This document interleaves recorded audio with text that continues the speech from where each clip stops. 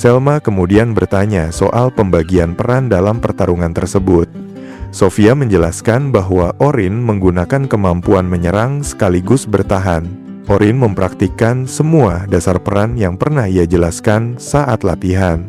Selma merasa seolah-olah Orin bertarung demi kepentingan semua orang di grup. Sophia merasa mendapat banyak pelajaran dari pertarungan itu dan bertekad untuk menjadi petualang sekuat Orin. Orin menunjukkan kekuatan yang berada di level yang benar-benar berbeda. Selma memuji pengamatan Sophia dan berniat mencantumkan ucapan terima kasih kepada Orin dalam laporannya karena telah menyelamatkan mereka. Mengingat momen saat Orin memintanya tidak menggunakan sihir pendukung, Selma menyadari mereka punya pandangan dunia yang berbeda. Hal ini memotivasi Selma untuk menjadi lebih kuat agar suatu saat bisa berdiri sejajar dengan Orin. Tiba-tiba, Sophia memeluk kakaknya dan mengungkapkan rasa kagumnya. Baginya, Selma telah membuktikan bahwa seseorang tidak harus selalu menuruti kemauan orang tua dan setiap orang punya jalan hidupnya sendiri. Sophia berterima kasih karena Selma selalu menjaganya dan menawarkan bantuan jika kakaknya butuh sesuatu. Selma merasa tersentuh dengan kebaikan adiknya. Saat Sophia hendak keluar dari kamar mandi, Selma memintanya untuk tidur bersama malam itu karena mereka sudah lama tidak melakukannya, dan Sophia dengan senang hati setuju. Keesokan paginya, Orin terbangun dengan kondisi tubuh yang sangat buruk. Seluruh badannya terasa sakit akibat pertarungan kemarin. Meskipun sudah menggunakan sihir pengurang rasa sakit, ia tetap merasa menderita. Ia merasa sangat beruntung bisa pulang dengan selamat kemarin, meski dalam kondisi kelelahan total. Sambil berdiri di jendela, Orin merasa tidak enak karena belum sempat menghubungi klan Silver Rabbit setelah kejadian itu. Ia memutuskan akan menghubungi mereka nanti. Namun sekarang, ia harus segera menuju guild untuk mendapatkan penjelasan mengenai asal-usul naga hitam tersebut. Saat tiba di guild, semua orang sudah berkumpul, termasuk kelompok pahlawan. Pemimpin guild, Leon, berterima kasih atas kedatangan Orin dan meminta maaf karena memanggilnya secara mendadak. Bagi Orin, suasana ini lebih terasa seperti interogasi. Orin bersedia menceritakan detailnya, namun ia meminta penjelasan terlebih dahulu mengenai apa yang terjadi pada naga itu. Leon meminta Luna menceritakan kronologinya. Mendengar penjelasan Luna, Orin merasa sangat marah. Ternyata berkat bantuan guild, bangkai naga tersebut berhasil ditangani setelah berpindah ke area bos lantai 50. Leon bertanya apakah benar Orin mengalahkan naga itu sendirian. Orin mengonfirmasi hal tersebut dan menyerahkan laporan eksplorasinya yang ia nilai hanya mendapat 2 poin karena strategi yang digunakan masih bisa dikembangkan. Kata-kata Orin memicu kemarahan Derek. Derek mengejek bahwa Orin hanya beruntung karena naga itu sudah kelelahan dan terluka setelah melawan mereka. Orin menanggapi dengan kasar dan menyuruh Derek diam karena sedang mengganggu laporannya. Derek mencoba membela nama kelompok pahlawan, namun Orin kembali membentaknya dengan tegas agar tidak ikut campur. Ari ikut mengintervensi dan meminta Orin jangan meremehkan mereka, karena menurutnya Orin tidak tahu betapa berat perjuangan mereka melawan naga tersebut. Kesabaran Orin habis. Ia memutuskan untuk mengeluarkan semua kekesalan yang dipendamnya selama bertahun-tahun. Orin mulai menyudutkan Oliver. Ia tidak paham kenapa Oliver berani membawa timnya ke lantai sedalam itu hanya dengan satu penyihir baru, padahal Luna sudah menentangnya. Ia bertanya apakah Oliver begitu sombong sampai merasa bisa menangani segalanya hanya karena sudah sering melewati lantai tersebut. Oliver terdiam, dan Orin merasa asumsinya tepat. Orin mengingatkan bahwa selama ini mereka hanya beruntung bisa mencapai lantai 92, dan dengan kekuatan mereka yang sekarang, satu langkah salah saja bisa berakibat fatal. Oliver akhirnya berdiri dan berteriak bahwa itulah alasan mereka mengeluarkan Orin. Oliver merasa jika ia menemukan orang yang lebih ahli dalam sihir pendukung daripada Orin, grup mereka akan bisa melangkah lebih jauh. Orin paham bahwa Oliver adalah pemimpin yang hanya menginginkan yang terbaik demi menaklukkan labirin. Sambil menggebrak meja, Orin menyatakan kemarahannya karena Oliver telah meremehkan peran penyihir pendukung. Namun Oliver berkilah bahwa itu semua demi kepentingan grup. Akhirnya, Orin bertanya apakah Oliver punya gambaran betapa sulitnya bagi seorang penyihir pendukung, apalagi bagi seorang pemula, untuk menjalani penjelajahan di dalam labirin tersebut. Oliver jelas tidak paham dengan masalah ini, sedangkan Orin berargumen bahwa Oliver lah yang menjadi masalahnya karena ia menuntut siapapun untuk berada di level yang sama dengannya sejak awal. Orin mencoba menyampaikan kepada Oliver bahwa tanpa instruksi darinya, grup itu akan gagal dan langsung berantakan. Dia berpendapat bahwa grup Oliver sekarang tidak layak berada di peringkat yang lebih tinggi dari AB. Kata-kata ini membuat Oliver semakin marah. Ia mengklaim bahwa penyihir pendukung hanyalah pemberi bantuan tambahan bagi tim, dan sisa waktunya mereka hanya bersembunyi di tempat yang aman. Oliver yakin penyihir pendukung itu tidak terlalu penting, karena sihir pendukung bisa dipelajari oleh siapa saja. Pernyataan itu membuat Orin merasa sangat kesal karena Oliver sama sekali tidak masuk akal. Orin bertanya apakah Oliver serius dengan ucapannya, dan Oliver menegaskan bahwa serius atau tidak itu tidak penting karena dia yakin dialah yang benar. Mendengar itu, Orin memutuskan untuk menggunakan pendekatan lain dengan membeberkan durasi waktu penguatan buff yang selama ini dia jaga untuk grup, yaitu Oliver 61 detik, Ari 134 detik, Derek 186 detik, dan Luna 140 detik. Para anggota grup pahlawan itu bingung dan bertanya apa maksud angka-angka tersebut. Orin menjelaskan bahwa itu adalah durasi berapa lama penguatan mereka akan bertahan. Orin menjelaskan lebih lanjut bahwa rata-rata penyihir pendukung menggunakan 3 jenis penguatan di setiap jalur. Setiap mantra punya waktu aktivasi yang berbeda, sehingga seseorang harus terus memantau waktu aktivasinya. Selain itu, penyihir pendukung harus mengamati situasi secara keseluruhan dan memberikan instruksi. Orin kemudian balik bertanya apakah Oliver sanggup menangani tugas tersebut. Oliver berargumen bahwa semua itu bisa dipelajari dan dia bisa membiasakannya dengan mudah. Orin tidak menyangkal hal itu karena Oliver adalah petualang berpengalaman, tapi dia mempertanyakan nasib pemula seperti Filia. Orin tahu bahwa begitu grup masuk ke labirin, mereka langsung bertarung dengan alasan latihan kekompakan. Orin menegaskan bahwa durasi penguatan tergantung pada target dan sangat sulit dihitung. Jika mereka kehabisan penguatan di saat yang salah, mereka bisa mati. Orin harus terus mengolah banyak informasi di kepalanya karena nyawa rekan-rekannya bergantung pada hal itu. Orin kembali bertanya apakah menurut Oliver hal itu mudah dilakukan. Orin berargumen bahwa kelompok pahlawan hanya sangat beruntung bisa pulang hidup-hidup, dan itu semua berkat penyihir mereka. Dia menegaskan bahwa grup tersebut seharusnya berterima kasih kepada Filia. Kata-kata Orin ini membuat kelompok pahlawan marah karena mereka tidak mau menerima kenyataan tersebut. Setelah mereka akhirnya terdiam dan tidak ada lagi yang mengganggu laporannya, Orin meminta maaf kepada kepala guild atas keributan yang terjadi dan melanjutkan laporannya. Setelah selesai, Leon berkomentar bahwa laporan Orin cukup singkat.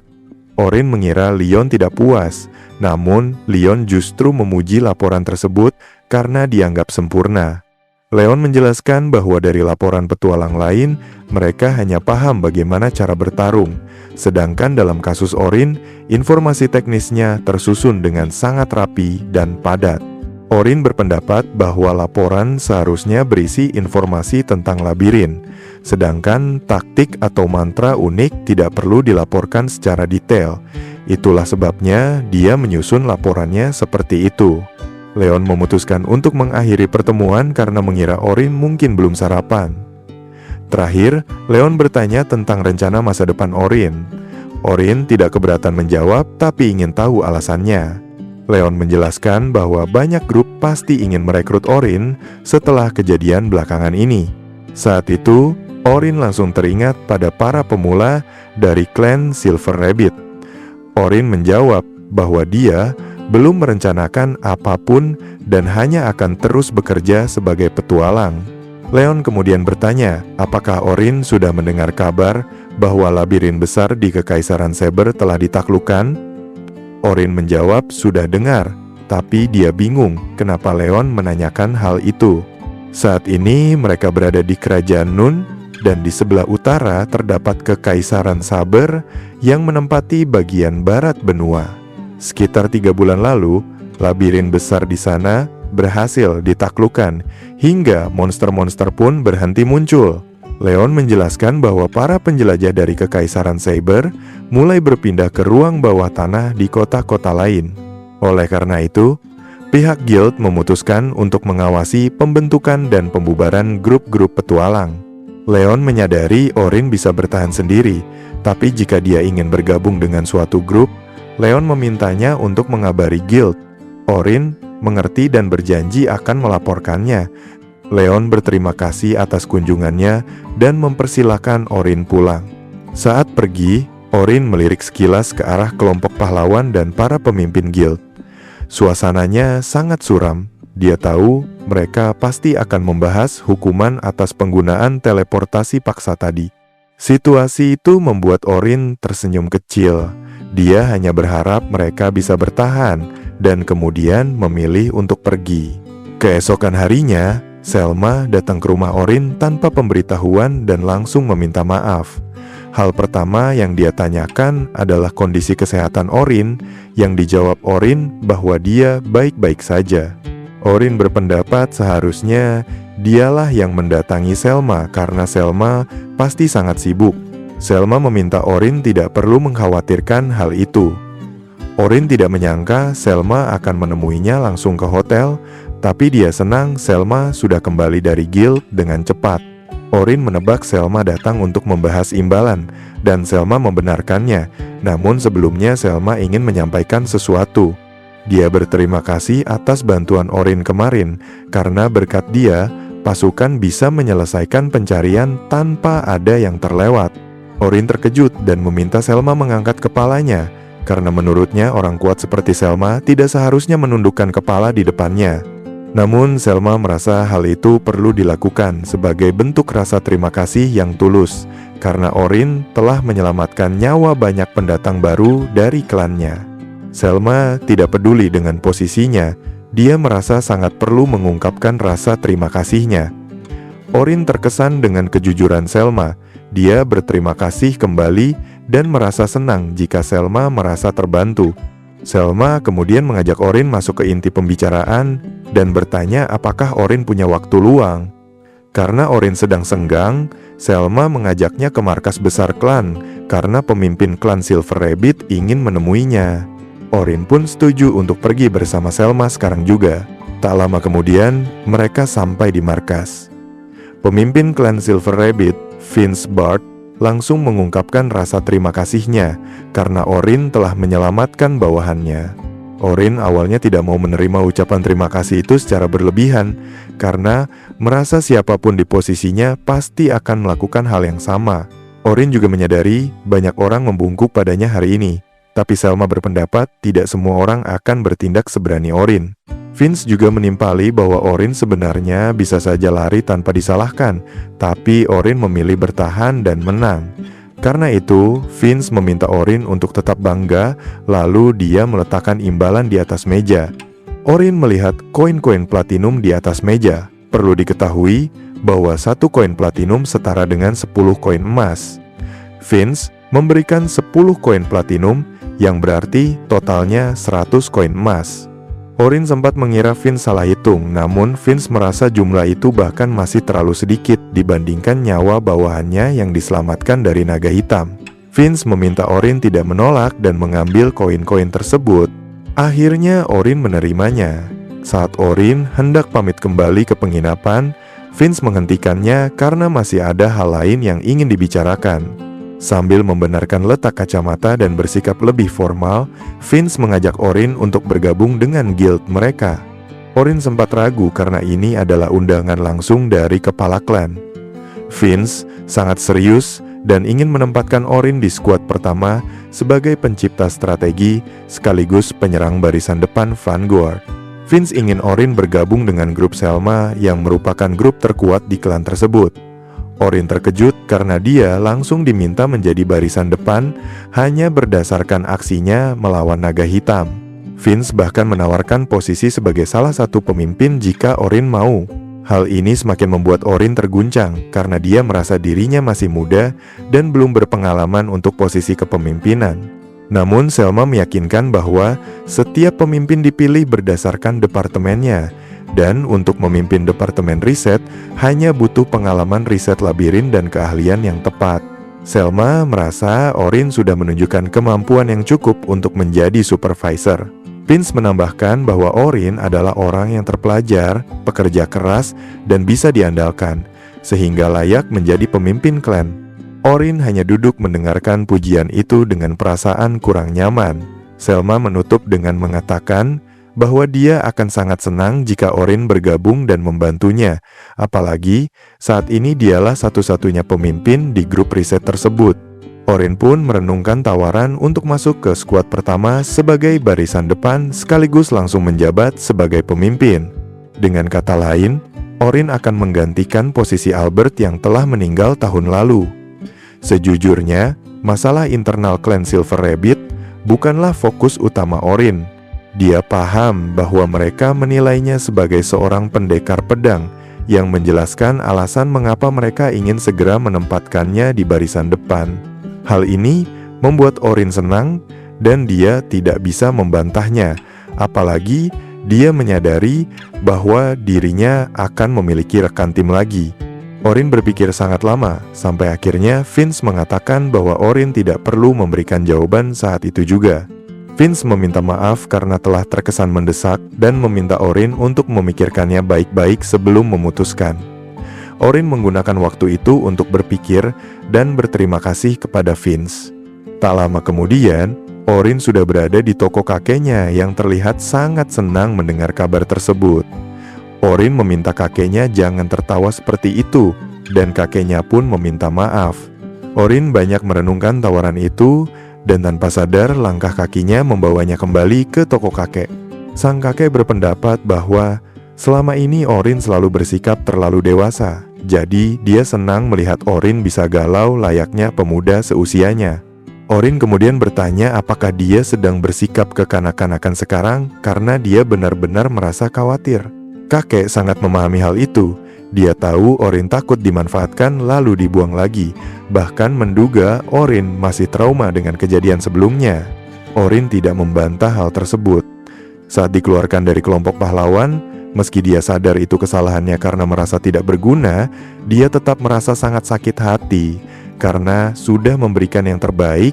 Itulah sebabnya Orin sempat berpikir, lebih baik sendirian saja daripada kejadian serupa terulang lagi di klan ini. Namun, 3 hari yang dia habiskan bersama para pendatang baru kemarin benar-benar penuh kegembiraan. Kakek mendengarkan curhatan Orin dan menjelaskan bahwa seluruh masyarakat dibangun di atas hubungan yang saling menguntungkan, sehingga tidak ada orang yang bisa hidup sendirian. Kakek percaya semua orang butuh bantuan orang lain, terkadang bahkan tanpa kita sadari. Kakek memberi contoh hubungan mereka. Orin membutuhkan kakek untuk mendapatkan kebutuhannya, dan kakek mendapatkan uang dari Orin. Istilah memanfaatkan mungkin terdengar kasar, jadi kakek lebih suka menyebutnya sebagai saling mengambil apa yang dibutuhkan. Kakek berargumen bahwa Orin baru bisa menawarkan sesuatu yang berharga jika sudah bergabung dengan klan. Orin tiba-tiba menyadari bahwa jika dia bergabung dengan klan Silver Rabbit, dia akan bisa mengandalkan rekan-rekannya. Dia memutuskan bahwa mereka akan berjuang bersama untuk menaklukkan labirin, dan klan akan memberikan dukungan yang dia butuhkan. Dengan begitu, klan tidak akan membuangnya begitu saja selama dia memberikan yang terbaik. Melihat sorot mata Orin, kakek tahu cucunya sudah mendapatkan pencerahan. Orin membenarkan hal itu dan berterima kasih. Kakek hanya ingin Orin tidak menyesali keputusannya. Baginya, lebih baik mencoba daripada menyesali kesempatan yang hilang seumur hidup. Kakek sendiri mengaku punya banyak penyesalan dalam hidupnya. Orin merenungkan nasihat tersebut, berterima kasih, dan berjanji akan belanja lagi di sana lain kali. Saat Orin kembali ke hotel, hari sudah gelap. Sambil berjalan, dia berpikir bahwa meskipun kakek selalu mendukungnya, dia masih merasa takut akan menyesal di masa depan dan tidak yakin apakah pilihannya benar. Di bawah langit malam, Orin menatap bulan purnama sambil terus merenung. Tiba-tiba, dia dipanggil oleh Sofia. Orin bertanya mengapa Sofia masih berkeliaran selarut ini, dan Sofia menjelaskan bahwa dia sudah izin kepada Selma dan posisi mereka tidak jauh dari markas.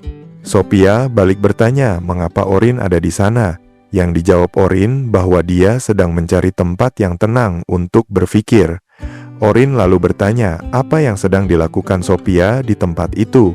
Sambil tersenyum, Sofia menjawab bahwa itu adalah tempat favoritnya. Dia sering datang ke sana untuk menatap langit berbintang, tidak peduli apapun masalah yang sedang dihadapinya. Tiba-tiba Sofia teringat sesuatu dan berterima kasih lagi kepada Orin karena telah menyelamatkan mereka kemarin. Orin menyadari ini sudah ketiga kalinya dia menerima ucapan terima kasih hari ini. Dia memberikan jawaban yang sama seperti kepada Vince, bahwa siapapun pasti akan melakukan hal yang sama. Namun Sofia membantah dan mengingatkan bahwa Orin tidak hanya menolongnya kemarin, tapi juga saat dia diserang para orc. Bagi Sofia, sekadar ucapan terima kasih saja tidak cukup. Dia mengakui mungkin belum sekuat Orin, tapi dia ingin Orin meminta bantuannya jika suatu saat nanti membutuhkan sesuatu. Orin berterima kasih dan berjanji akan mengandalkan Sofia jika saatnya tiba. Mereka berdua kemudian terdiam mengagumi pemandangan bulan. Orin bertanya apakah Sofia menyukai bulan. Yang dijawab Sofia dengan mantap. Sejak kecil Sofia sering menatap bulan. Baginya, sesuram apapun keadaannya, bulan selalu bersinar terang dan tidak kalah oleh kegelapan. Hal itu memberinya kekuatan. Sofia kemudian bertanya apakah Orin tahu arti dari nama klan Silver Rabbit in the Night Sky. Orin menjawab dia hanya tahu kiasan bulan yang mengapung di langit malam. Sofia menjelaskan bahwa bulan juga disebut sebagai mercusuar di malam hari, sehingga klan Silver Rabbit bertujuan untuk menjadi suar bagi seluruh penjelajah.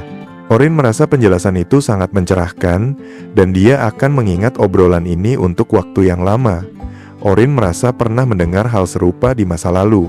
Sofia bercerita bahwa sejak bergabung dengan klan, dunianya terasa berubah.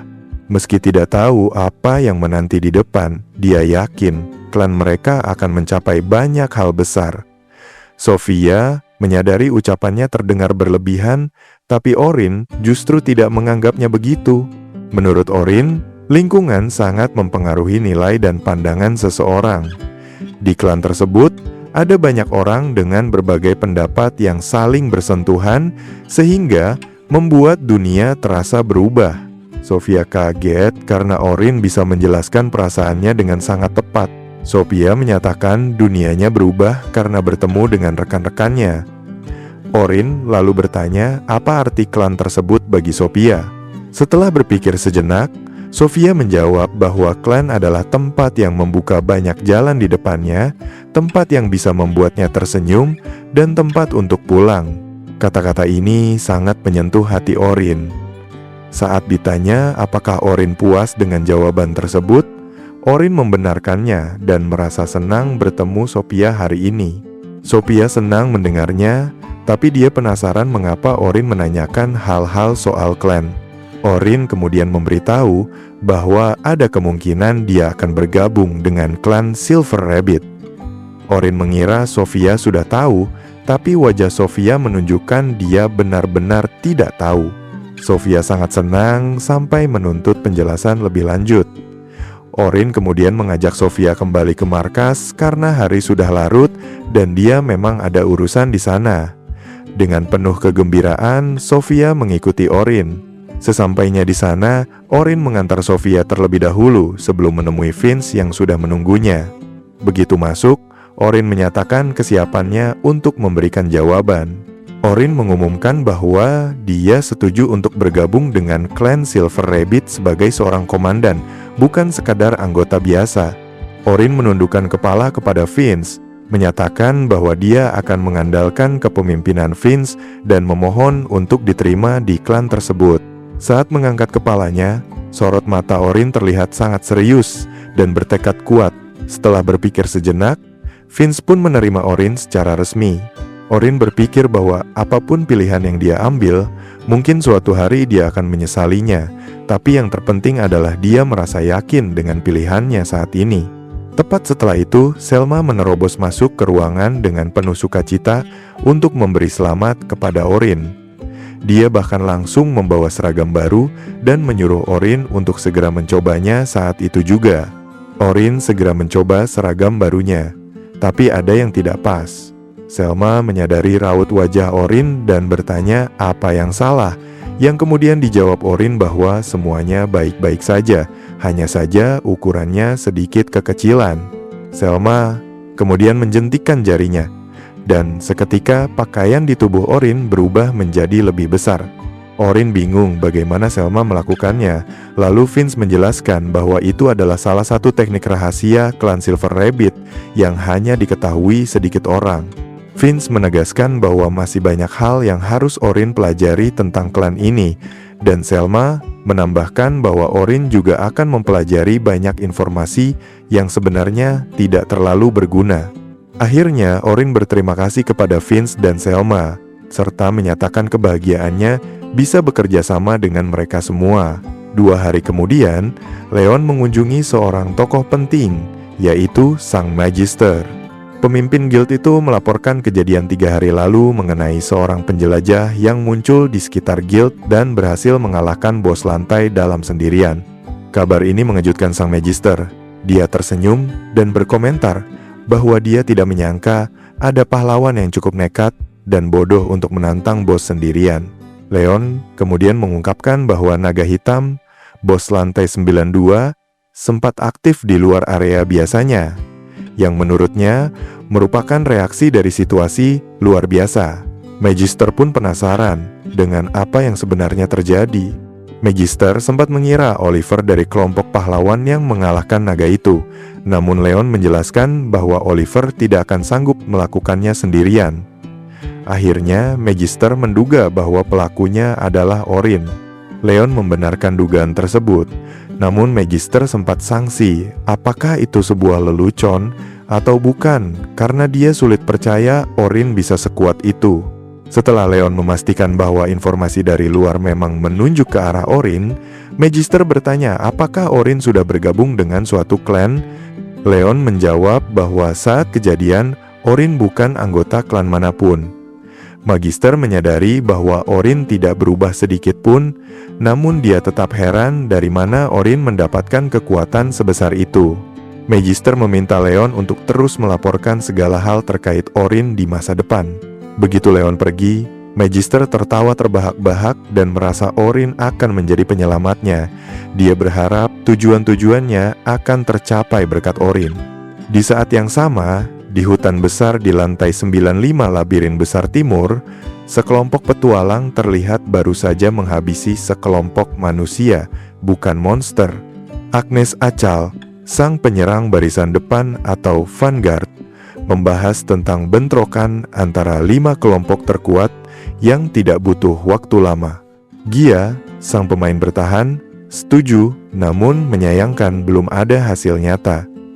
Zuriel Houghton, sang support, merasa lega karena tidak ada kerusakan berarti dan bertanya-tanya langkah mereka selanjutnya. Di kelompok ini juga ada seorang gadis misterius bertudung bernama Seyen. Seyen berpendapat bahwa para penjelajah kuat tidak akan meninggalkan kota untuk sementara waktu, jadi mereka memutuskan untuk bersembunyi dan berlibur sambil menunggu instruksi selanjutnya. Tiba-tiba, seorang pria yang bersembunyi muncul dan membentak mereka. Juriel menyadari ternyata masih ada orang yang selamat dari pembantaian tadi. Pria asing itu sangat marah karena semua rekannya telah dihabisi tanpa ampun. Seyen menimpali bahwa para petualang itu melakukan hal yang sama pada monster, dan rekan pria itu mati hanya karena mereka terlalu lemah. Jadi lebih baik mereka berhenti memanjat labirin besar. Hal ini membuat pria itu murka. Dia meminum sebuah cairan dari botol kecil yang langsung mengubahnya menjadi monster raksasa dengan aura yang mengerikan. Gia merasa ada yang tidak beres dengan bau cairan tersebut.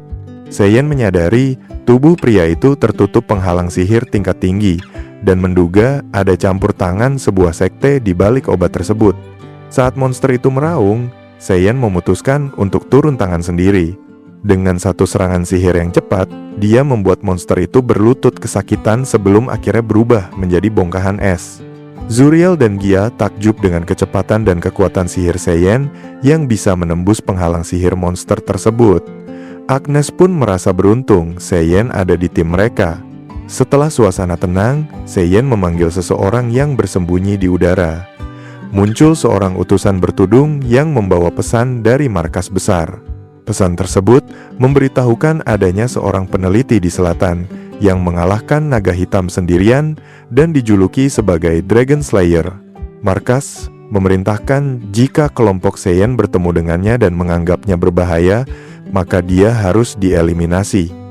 Markas menduga pembunuh naga ini ada hubungannya dengan sekte misterius. Seiyan setuju untuk menyelidikinya. Setelah utusan itu pergi, Gia dan Zuriel menyadari mereka punya misi baru. Seiyan memutuskan untuk mengumpulkan informasi melalui rekan-rekannya karena dia sendiri tidak bisa menampakkan wajah di selatan karena alasan tertentu. Agnes menyarankan agar mereka segera menyusun strategi karena masuk ke labirin butuh tanda pengenal khusus. Gia terus memikirkan seberapa kuat penjelajah yang bisa mengalahkan naga sendirian itu. Seiyan menduga pembunuh naga itu mungkin setingkat dengannya, meski dia ragu ada orang sehebat itu di selatan. Menariknya, Seiyan saat ini mengira Orin sudah mati. Dia sama sekali tidak curiga bahwa pembunuh naga itu adalah Orin. Seiyan merasa setelah Orin tiada, dialah yang harus meneruskan tekad Orin dan menyelesaikan apa yang telah mereka mulai. Dulu, Orin dan Seiyan pernah saling berjanji dengan menautkan jari kelingking. Orin adalah orang favorit Seiyan dan perasaannya tidak akan pernah berubah. Seiyan masih mengingat hari di mana dia menerima catatan yang menyatakan bahwa Orin telah meninggal dunia. Seiyan juga tidak akan pernah melupakan kenangan itu. Dia mengingat kembali semua momen tersebut dengan raut wajah sedih sambil meminta maaf dalam hati kepada Orin karena mereka tidak bisa lagi bertarung bersama. Namun, Seiyan berjanji tidak akan menyerah dan akan terus melangkah meski harus sendirian. Gadis itu bertekad untuk menghancurkan siapapun yang berani menghalangi jalannya, bahkan sang magister sekalipun. Karena itu, Orin bisa merasa tenang karena Seiyan pasti akan membalaskan dendamnya. Sementara itu, rencana Seiyan selanjutnya adalah mencari sosok pembunuh naga yang namanya belum dia ketahui. Dia juga bertekad untuk melenyapkan pembunuh naga tersebut jika ternyata dia terbukti berhubungan dengan sekte misterius. Karena dalam hal itu, dia adalah musuh. Di saat yang sama, Orin bersama Sophia dan Selma berada di markas besar klan Silver Rabbit. Pagi-pagi sekali, Orin berterima kasih kepada kedua kakak beradik itu karena telah menunjukkan asramanya. Markas klan tersebut terasa sangat luas bagi Orin. Di sana tersedia segala hal yang dia butuhkan untuk hidup dengan nyaman. Selma merasa senang karena Orin menyukai tempatnya, dan dia menjelaskan bahwa sebenarnya masih banyak fasilitas lain yang belum mereka tunjukkan. Sophia, di sisi lain, merasa khawatir kalau Orin yang baru sampai mungkin masih sangat lelah. Jadi, dia menyarankan agar Orin beristirahat dulu dan melihat-lihat sisanya nanti. Orin berterima kasih kepada mereka dan berkomentar bahwa makanan di klan tersebut sangat enak. Selma merasa gembira Orin menyukainya, sedangkan Sophia menjelaskan bahwa menu makanan di sana sudah dipikirkan dengan sangat matang agar memenuhi kebutuhan gizi yang seimbang. Mendengar hal itu, Orin teringat dengan klannya yang lama, karena di sana mereka selalu makan menu yang itu-itu saja. Tiba-tiba Orin juga merasa suasana di tempat itu sangat ramai, sehingga dia merasa agak canggung, apalagi semua orang seolah-olah sedang memperhatikannya. Selma tertawa dan bilang kalau itu wajar saja, karena saat ini Orin adalah orang paling terkenal di lingkungan tersebut. Orin merasa perlakuan ini jauh lebih baik daripada tatapan sinis yang dia terima saat diusir dari kelompok pahlawan. Meski dia menduga kehebohan soal naga hitam ini akan segera mereda, tiba-tiba seorang anak menghampiri Orin dan menyapanya. Orin mengenali anak ini, dia berasal dari skuad pertama. Sudah sebulan sejak terakhir kali mereka bertemu, jadi mereka merasa senang bisa berjumpa kembali. Dulu, saat Orin masih di kelompok pahlawan, anak itu sama sekali tidak menyangka kalau Orin akhirnya akan bergabung dengan mereka. Mereka pun sepakat untuk bertemu lagi di sesi rapat nanti. Orin sebenarnya sudah mengenal semua anggota grup yang baru dia masuki. Tapi karena belum sempat mengobrol banyak dengan mereka, dia merasa sedikit gugup. Dia mencoba menenangkan dirinya sendiri dan meyakinkan bahwa dia pasti bisa mengatasinya. Anak dari skuad pertama itu menambahkan bahwa sekarang Orin adalah bintang mereka dan sosok yang sangat keren. Orin menyadari bahwa semua orang sudah tahu soal prestasinya, namun dia sendiri masih bingung kenapa hal itu dianggap sehebat itu. Rekannya itu menjelaskan bahwa fakta Orin mengalahkan naga hitam sendirian dan langsung diundang ke klan Silver Rabbit adalah alasan kenapa dia begitu terkenal. Orin hanya bisa menundukkan kepala sambil merenung bahwa kini dia benar-benar sudah menjadi bagian dari klan ini. Tak lama kemudian, semua orang berkumpul di ruang rapat untuk memulai pertemuan rutin yang dihadiri oleh seluruh pemimpin klan Silver Rabbit. Orin yang juga hadir merasa waktunya sangat pas, karena begitu dia bergabung, langsung ada rapat besar. Agenda pertama Vince adalah memperkenalkan anggota baru, yaitu Orin yang baru bergabung kemarin. Orin berdiri dan membungkuk saat namanya dipanggil. Vince menjelaskan kepada para hadirin bahwa Orin adalah mantan anggota kelompok pahlawan. Setelah keluar dari grup lamanya, Orin ikut dalam ekspedisi klan mereka dan berhasil mengalahkan naga hitam yang muncul tiba-tiba sehingga menyelamatkan banyak nyawa. Oleh karena itu, Vince meminta para pemimpin tidak meragukan kekuatan Orin. Vince menambahkan bahwa pengetahuan Orin akan sangat bermanfaat bagi klan, apalagi selama ini sebenarnya seluruh grup dikoordinasi oleh Orin sendiri. Mendengar itu, Orin merasa Vince terlalu berlebihan dalam menilainya. Vince melanjutkan bahwa itulah alasan dia memutuskan menempatkan Orin di posisi pemimpin, karena Orin telah membuktikan kesetiaannya untuk bertarung demi rekan-rekannya. Orin akan mengisi posisi yang ditinggalkan Albert. Namun, untuk meresmikan posisi tersebut, dibutuhkan suara dari 2/3 pemimpin yang hadir, dan keputusan final akan diambil hari ini.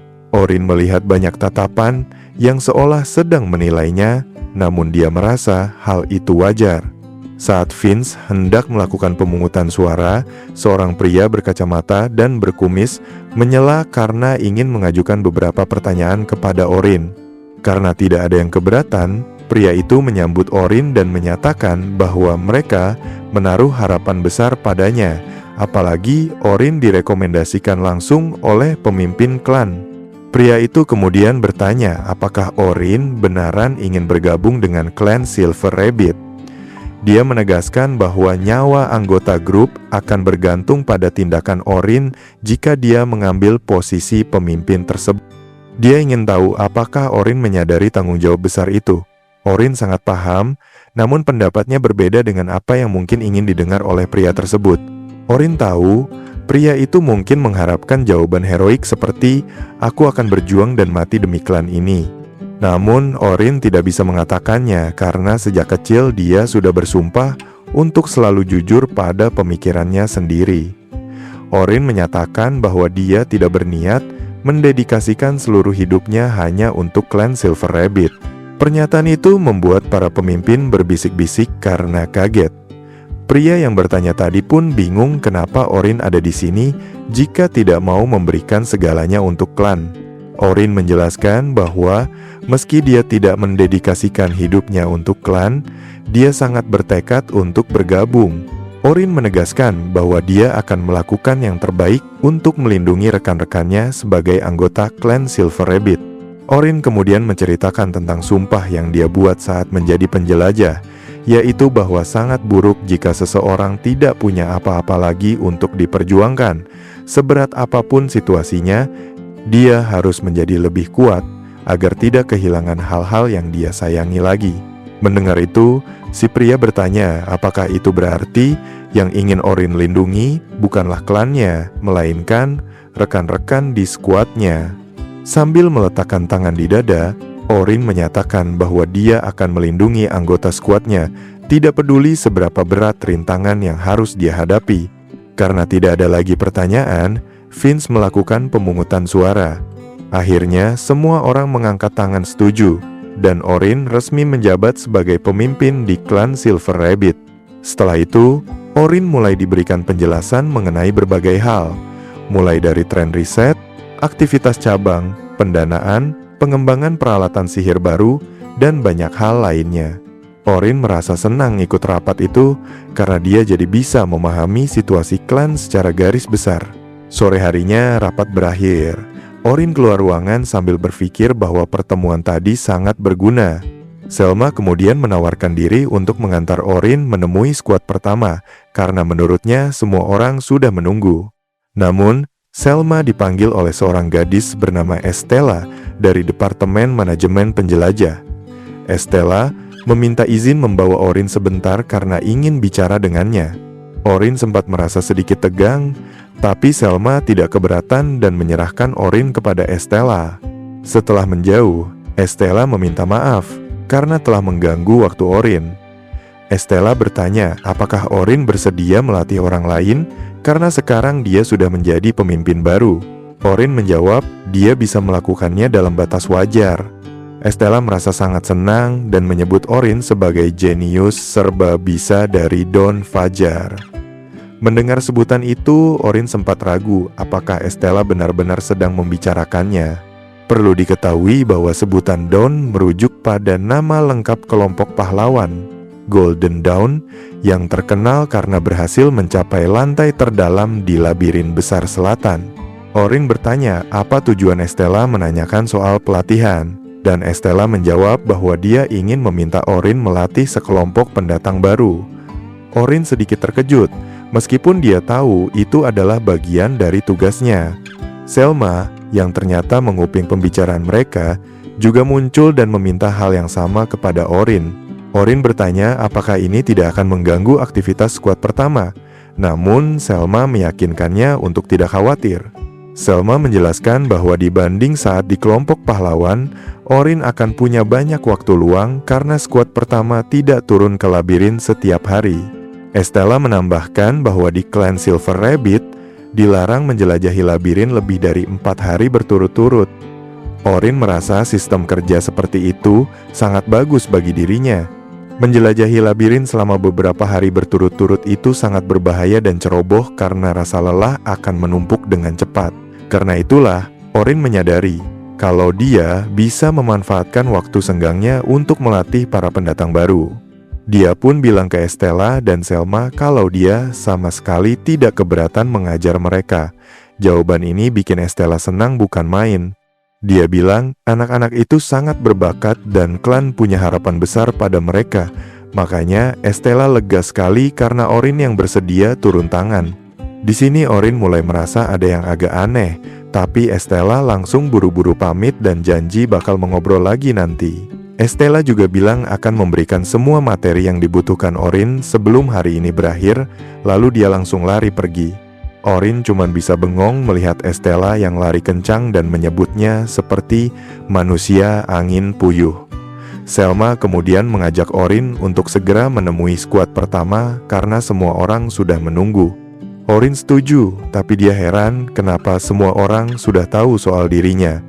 Selma janji akan menceritakan semuanya nanti.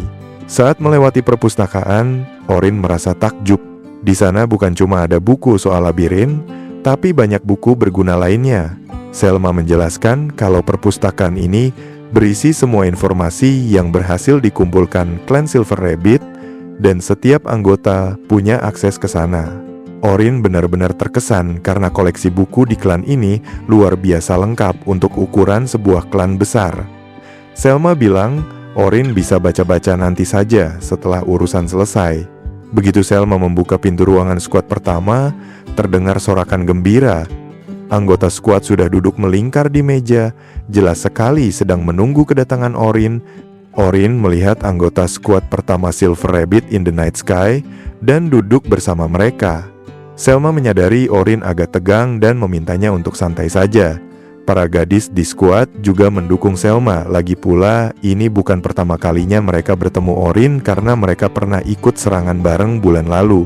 Tapi, anggota pria di skuad merasa sebaiknya mereka tetap perkenalan diri masing-masing.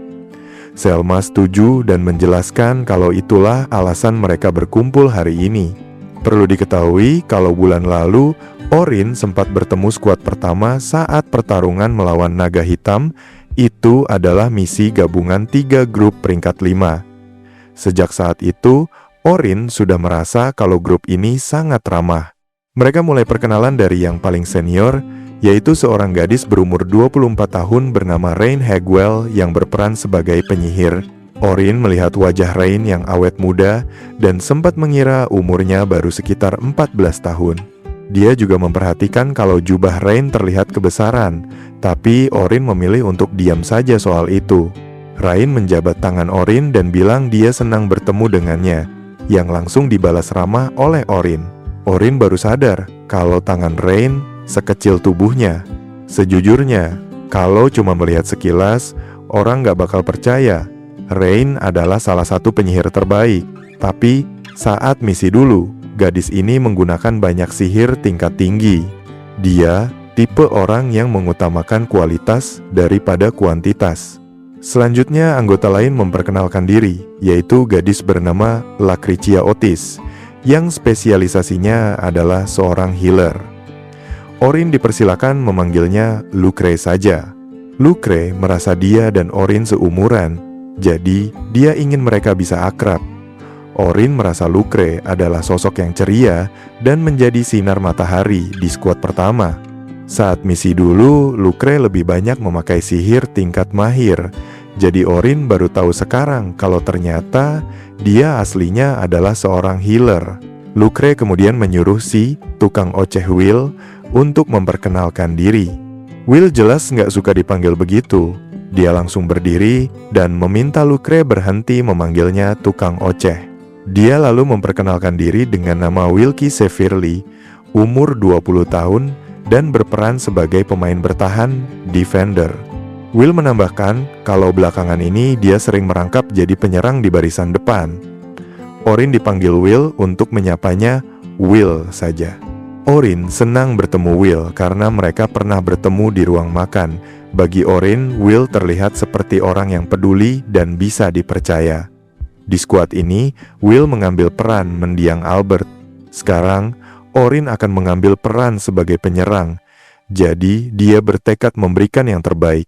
Setelah Will, dia menyuruh Selma untuk memperkenalkan diri. Will memanggil Selma dengan sebutan kakak yang bikin Orin bingung. Selma menjelaskan kalau cuma Will yang memanggilnya begitu. Selma memperkenalkan diri sebagai Selma Clell, seorang enchanter, penyihir penguat sekaligus pemimpin skuad pertama. Biasanya dia yang memberi perintah saat misi, tapi dia yakin dia dan Orin bisa bekerja sama dengan baik. Selma adalah enchanter terbaik di benua ini dengan kecepatan aktivasi sihir dan kekuatan tertinggi. Intinya, Selma adalah salah satu penjelajah labirin terkuat yang pernah ada. Nah, sekarang mereka berempat akan menjadi rekan baru Orin. Setelah semua selesai, giliran Orin memperkenalkan diri. Dia menyebutkan nama, umur, dan perannya, serta berjanji bakal berusaha keras supaya nggak mengecewakan tim. Lucre senang banget saat tahu Orin berumur 18 tahun karena ternyata mereka seumuran. Selma meminta Orin yang masih tegang untuk santai saja karena di sini semua teman. Lucre bilang dia nggak pernah bicara terlalu formal dengan Orin dan nggak pernah ada masalah. Will menyahut kalau seharusnya Lucre bisa lebih sopan pada yang lebih tua, tapi Lucre malah balik bertanya apakah Will merasa ada yang salah. Selma pun menengahi dan meminta Orin gak usah terlalu pusing soal kesopanan karena tanpa bahasa formal, mereka justru bisa lebih cepat akrab. Tiba-tiba, Will bertanya bagaimana cara Orin mengalahkan naga hitam sendirian. Orin gak keberatan menjelaskan kemampuannya agar tim tahu. Orin bilang Kunci kemenangannya adalah dua sihir uniknya. Pertama, Instant Ability Boost, peningkat kemampuan instan, yaitu sihir yang bisa meningkatkan efek peralatan, sihir, dan kemampuan sampai 100 kali lipat secara instan. Will kaget bukan main dengar angka itu. Orin menjelaskan kalau itu cuma bertahan sekejap saja. Rain bertanya pada Selma apakah dia bisa melakukan hal serupa, dan Selma menjawab nggak bisa karena dia nggak tahu gimana caranya mencapai efek gila seperti itu. Orin lalu menjelaskan sihir uniknya yang lain yang dia sendiri belum kasih nama, yaitu sihir yang bisa meningkatkan kemampuan jauh lebih hebat dari sihir pendukung biasa, tapi peningkatannya bertahap. Setelah dipikir-pikir, Orin merasa itu lebih ke arah teknik daripada sihir. Lucre penasaran berapa besar peningkatannya, dan Orin menjelaskan kalau saat melawan naga hitam, teknik itu bisa meningkatkan kemampuannya sampai 32 kali lipat.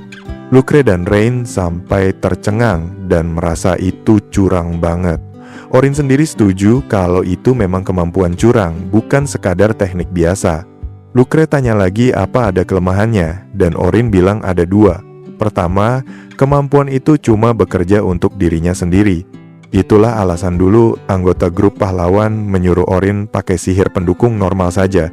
Meski sihir pendukung Orin sebenarnya jauh lebih kuat dari standar, para pahlawan itu merasa nggak butuh Orin karena kemampuannya yang egois itu. Kelemahan kedua, sihir ini butuh stok mana yang sangat besar. Jadi meski terlihat kuat banget, tetap ada batasan waktunya. Orin merasa saat melawan naga hitam dulu, dia benar-benar tertekan karena mananya hampir habis. Will merasa takjub karena meski banyak kekurangan, Orin tetap bisa menang, dan peningkat kemampuan instan itu jelas memberikan keuntungan besar. Will merasa Selma memuji Orin bukan tanpa alasan.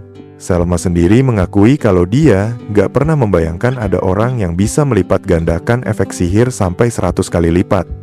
Baginya, Orin adalah penyihir yang luar biasa. Rain menambahkan kalau efek peningkat instan itu pasti sangat tidak stabil dan gak mungkin dilakukan terus-menerus. Terakhir, Rain bertanya apakah Orin bisa mengambil peran lain. Orin menjawab, dia bisa mengambil peran apa saja, tapi cuma di tingkat menengah atau level B. Rain merasa Orin lebih cocok jadi penyerang di barisan depan, karena levelnya di sana sangat tinggi. Rain heran, kenapa Orin malah memilih jadi barisan depan, padahal dia punya sihir yang kuat. Orin menjelaskan alasannya, yaitu karena dia sama sekali tidak bisa menggunakan sihir tingkat mahir ke atas. Mau sekeras apapun dia berusaha, Orin cuma mentok di sihir tingkat menengah. Selma seolah tidak percaya dengan hal itu. Dia tidak habis pikir bagaimana mungkin Orin bisa menggunakan sihir unik, tapi tidak bisa menggunakan sihir tingkat mahir, Advanced Magic. Orin menjelaskan bahwa dia memang tidak pernah bisa melakukannya dan tidak tahu apa alasannya. Dia merasa hanya sihir uniknya itulah yang berguna, sementara sihir lain tidak akan mempan. Namun, Rain yakin cepat atau lambat Orin pasti bisa mempelajari sihir lainnya. Rain berpendapat Orin hanya butuh teman berlatih dan dia siap membantu kapan saja. Orin menyadari ada sesuatu yang ingin dia pelajari, jadi dia berterima kasih atas tawaran bantuan Rain. Di sisi lain, Lucre penasaran, apakah Orin punya keahlian khusus lainnya? Orin menjawab bahwa dia punya keahlian yang disebut Magical Convergency, konvergensi magis, di mana dia bisa memusatkan sihir di sekitarnya ke satu titik. Will bertanya-tanya apa yang bisa dilakukan Orin dengan itu. Orin memberi contoh seperti pijakan di udara yang dia buat dari sihir, dan jika dilepaskan secara tiba-tiba, Orin bisa menciptakan ledakan untuk menyerang. Dia juga menambahkan bahwa keahlian ini bisa digunakan untuk sihir lainnya, yang menurut Will terlihat sangat serbaguna. Ternyata, sekarang skuad pertama punya 3 orang dengan kemampuan khusus. Awalnya, Orin mengira Will adalah salah satunya, tapi Will sambil menggaruk kepala mengaku tidak punya kemampuan seperti itu. Ternyata selain Orin, Selma dan Lucretia lah yang punya kemampuan spesial. Lucre langsung menceritakan kemampuannya kepada Orin. Dia menjelaskan bahwa kemampuannya disebut Tracking Magic Power, yang memungkinkan dia melihat jejak sihir, memahami di mana sihir digunakan, dan kemana si penyihir pergi setelahnya. Orin merasa kemampuan ini sangat berguna. Lucre berterima kasih dan mengakui bahwa menurutnya kemampuan Selma jauh lebih hebat. Meskipun Selma meminta jangan terlalu dipuji, dia akhirnya menceritakan kemampuan spesialnya yang disebut emotional resonance. Dengan kemampuan ini, Selma bisa melihat garis-garis yang menghubungkan anggota grup yang saling percaya, sehingga mereka bisa berkomunikasi melalui pikiran. Orin sangat terkejut, karena dulu saat masih di kelompok pahlawan, dia sangat mengidamkan kemampuan seperti itu. Orin sempat khawatir apakah itu berarti semua pikirannya bisa terbaca, namun Selma menenangkan bahwa kemampuan itu hanya mengirimkan pikiran yang memang ingin disampaikan dalam radius beberapa kilometer dari posisi Selma. Jangkauan yang luas itu membuat Orin semakin takjub, dan dia baru paham bagaimana Selma bisa mengetahui status semua orang di grup saat misi dulu. Akhirnya, Orin memuji kemampuan Selma itu sangat indah. Selma menyarankan agar mereka semua beristirahat dan besok mulai melatih kekompakan di labirin lantai bawah. Pertemuan dijadwalkan jam 9 pagi di ruangan tersebut. Will ingin mengadakan makan malam penyambutan untuk Orin dan mengajak semuanya makan bareng. Selma setuju, tapi Orin minta izin untuk menyusul nanti karena dia harus belanja dulu. Selma mengira Orin mau beli perlengkapan sihir, tapi Orin menjelaskan bahwa dia butuh pedang baru karena dua pedangnya patah sekaligus saat melawan naga hitam. Orin mengaku sudah berencana beli kemarin, tapi lupa. Ternyata, menciptakan pedang sihir bisa merusak kondisi pedang biasa. Will kaget tahu Orin tidak punya senjata sekarang. Orin menjelaskan untungnya dia masih punya satu pedang tersisa, tapi dia ingin beli cadangan. Rain bingung, karena biasanya butuh waktu berminggu-minggu untuk memesan pedang. Orin bilang tidak perlu selama itu, karena dia bisa mendapatkannya hari ini juga. Rekan-rekannya sempat mengira Orin menggunakan senjata pesanan khusus custom. Namun, Orin menjelaskan bahwa dia adalah pendekar pedang yang fleksibel, jadi dia tidak memakai pedang custom. Ketajaman dan daya tahannya bisa dia tingkatkan sendiri dengan sihir pendukung. Lucre bertanya apakah berat pedang biasa tidak terasa aneh bagi Orin, namun Orin merasa dia bisa membiasakan diri atau memperbaikinya sendiri. Rain akhirnya tidak tahan dan menegaskan bahwa mulai hari ini, Orin adalah anggota salah satu klan terbaik. Jadi dia tidak boleh memakai peralatan kelas 2 yang bisa mempermalukan diri sendiri. Rain langsung menarik tangan Orin menuju suatu tempat